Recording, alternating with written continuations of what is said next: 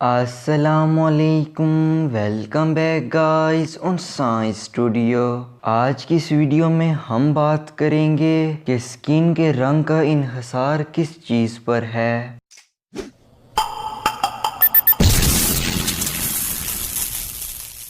اگر دنیا میں دیکھا جائے تو سکن کے 6 رنگ ہیں اور ہر ایک کی آگے سے اور اقسام ہیں۔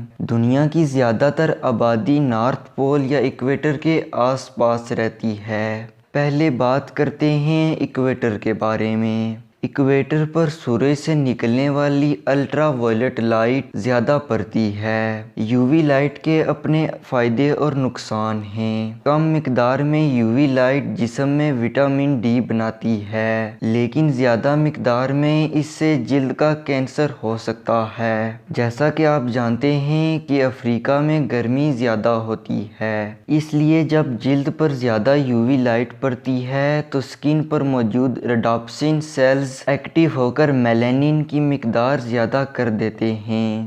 یہ کیمیکل میلانوسائٹس نامی سیلز بناتے ہیں۔ میلانین کی مقدار سکن کے رنگ کا تعین کرتی ہے۔ اس لیے ایکویٹر پر یو وی لائٹ سے بچنے کے لیے نسل در نسل ایکویٹر پر موجود لوگوں کا رنگ کالا ہوتا چلا گیا۔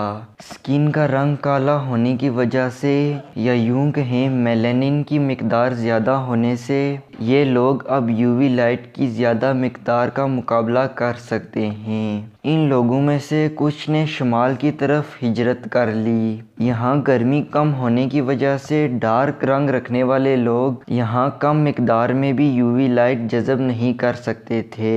اس لیے نسل در نسل نارتھ پول پر لوگوں کی سکن میں میلانین کی مقدار کم ہونے کی وجہ سے یہاں لوگوں کا رنگ لائٹ ہو گیا۔